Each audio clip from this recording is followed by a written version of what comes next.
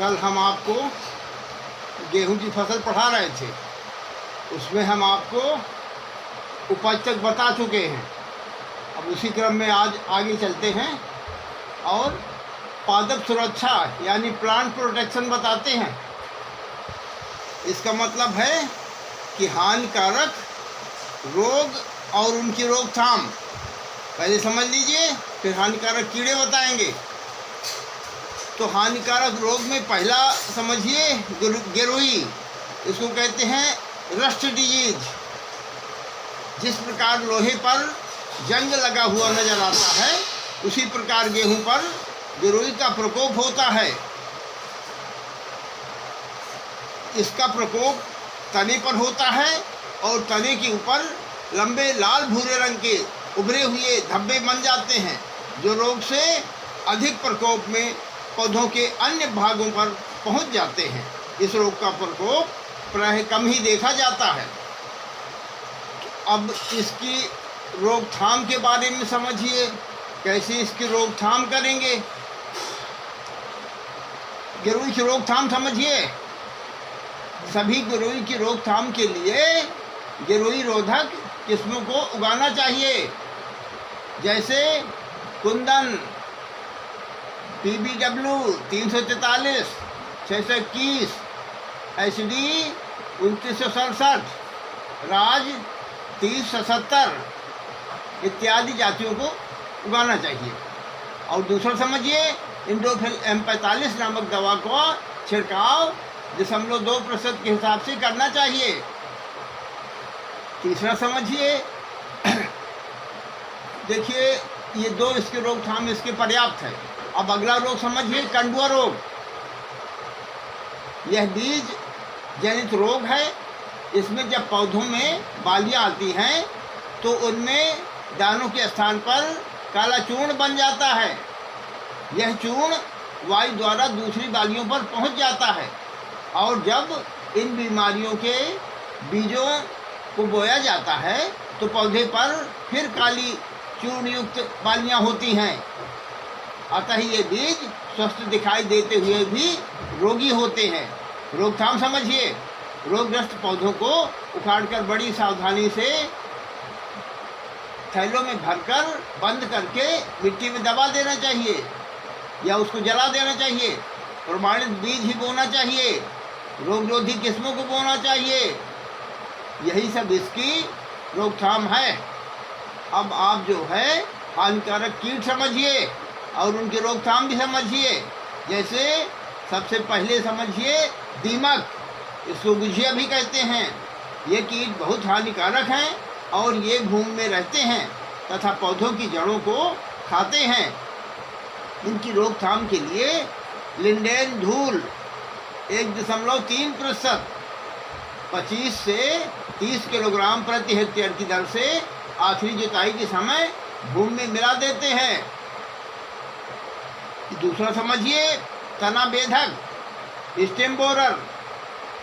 यह भी गेहूं का हानिकारक कीट है और इसका मोथ पत्तियों पर अंडे देता है। अंडों से निकलने वाले कैटरपिलर तने में घुसकर उसे काटने लगते हैं। इनकी रोकथाम के लिए 0.4% पॉलीडॉल धूल का छिड़काव करना चाहिए, डस्ट करने चाहिए, बुरकाव कर देना चाहिए।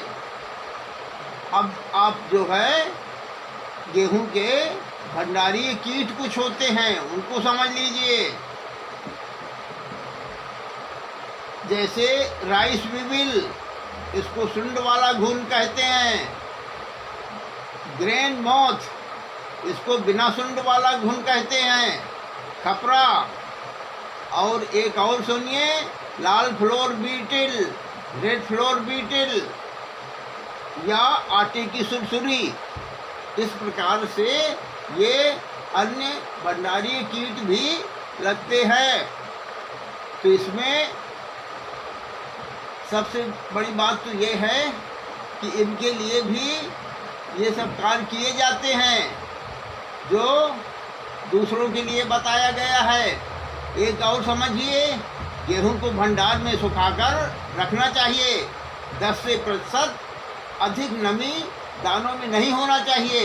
और अपने गोदाम को भी देख लेना चाहिए कि इसमें किसी प्रकार की नमी ना आने पाए, क्योंकि नमी आने पर ही ये कीट इसमें घुस जाते हैं। अब और एक समझिए,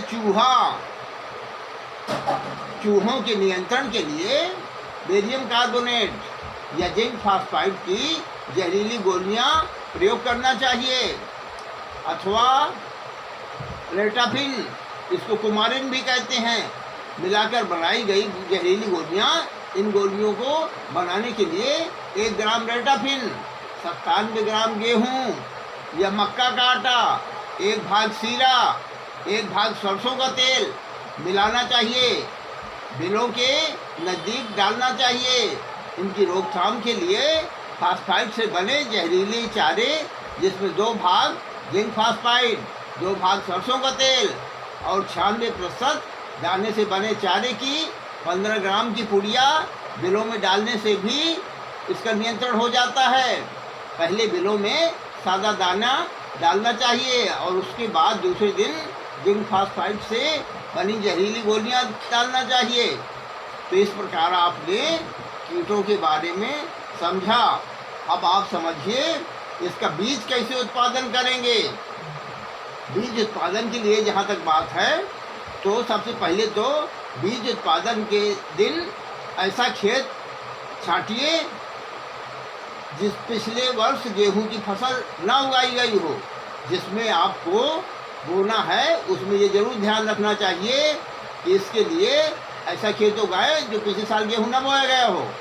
गेहूं की फसल में आमतौर पर स्वपरागण सेल्फ पोलिनेशन होता है, लेकिन कभी कभी परसेचन क्रॉस पोलिनेशन भी होता है, लेकिन ये बहुत कम होता है, 1 से लेकर 4% तक ही होता है।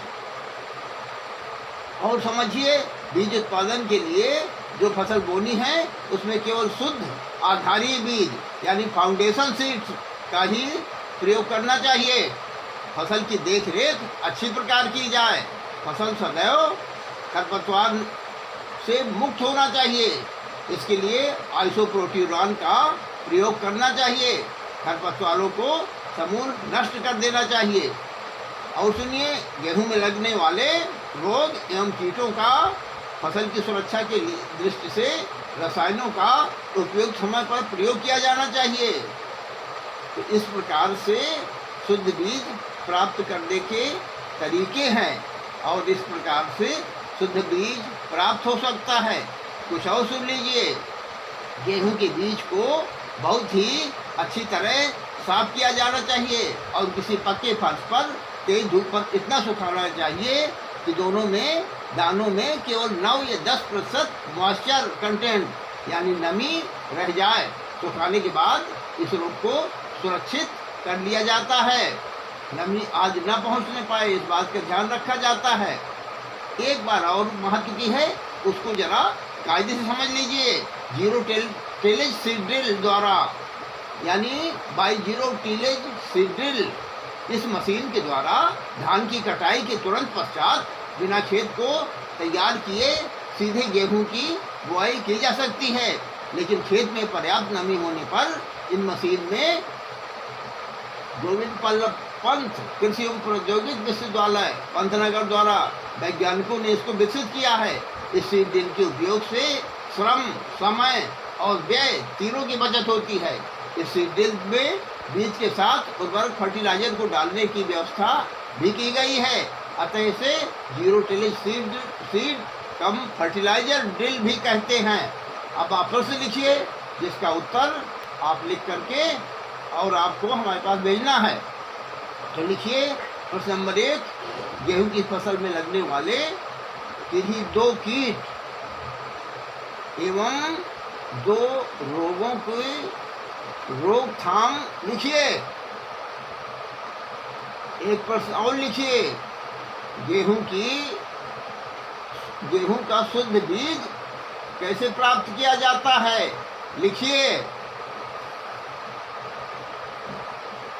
एक बात और समझ लीजिए, हमने आपको गेहूं की फसल पूरी पढ़ा दिया है, A to Z, शुरू से अंत तक, कोई बात छोड़ी नहीं है। आप भी इसी तरह से हेडिंग डाल करके थोड़ा थोड़ा लिख लीजिएगा। और चूंकि हमने सब इस दृष्टि से पढ़ाया है कि इसमें कुछ भी पूछा जा सकता है, जैसे बीज, खाद, उपज, रोग, कीड़े सब पढ़ाया है। अब इसमें जो पूछा जाए वही आपको लिखना है। तो इसलिए इसी दृष्टि से आपकी पढ़ाई होगी और आप इसी तरह से तैयार होते रहिए। धन्यवाद।